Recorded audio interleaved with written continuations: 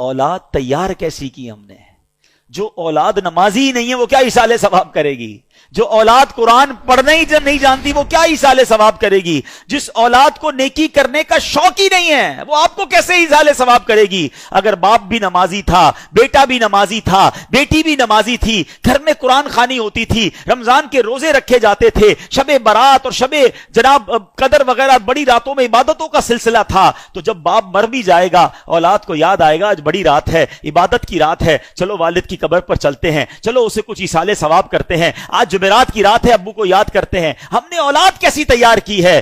یہ سوال بنتا ہے۔ پیارے آقا فرماتے ہیں کہ جو اپنے ماں باپ کی طرف سے حج کرے، ماں باپ کی طرف سے تو حج ادا ہو جائے گا، حج کرنے والے کو مزید 10 حج کا ثواب ملے گا۔ یعنی ہمارا بھی لاٹری ہے نا، ماں باپ کو تو ثواب ملے گا ہی ملے گا، ملٹی پلائی بائی ہو کر 10 ہمیں بھی ملے گا۔ اب اگر یہ حدیثیں پڑھی ہوں گی تو بچہ جب حج کرنے جائے گا تو ماں باپ یاد آئیں گے نا، کون نہ ماں باپ کو کون یاد کرے گا؟ ایک اور جگہ پیارے آقا فرماتے ہیں جب تم میں سے کوئی نفل خیرات کرنا چاہے نا، کبھی کبھی ہوتا ہے کسی مسجد میں پیسے ڈال رہے ہیں، کسی غریب کو دینا ہے، کسی کی مدد کرنی ہے، یہ ثواب تو ملے گا۔ آقا فرماتے ہیں اپنے ماں باپ کی طرف سے کرے۔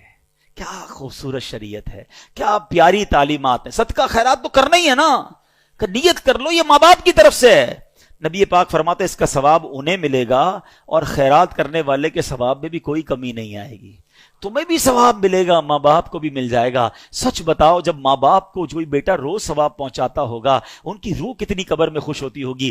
بیٹے نے ظہر پڑھی ہے تو دعا کی ہے، عصر پڑھی ہے تو دعا کی ہے، تھوڑے پیسے خرچ کی ہیں تو ثواب پہنچایا ہے، جمعہ ہوا ہے تو قبر پر آ کر یاسین سنا کر گیا ہے، عمرے پر گیا ہے تو میرے نام کا عمرہ کیا ہے، حج پر گیا ہے تو مجھے نہیں بھولا، مزار پر گیا ہے تو مجھے یاد کیا ہے، کسی غریب کی مدد کی ہے تو مجھے یاد کیا ہے، میرے مرحوم میرے مرنے کے بعد میرے رشتہ داروں کا بھلا کر رہا ہے۔ یہ وہ کام ہیں جو کر کے ہم اپنے مرحوم والدین کی روح کو خوش کر سکتے ہیں۔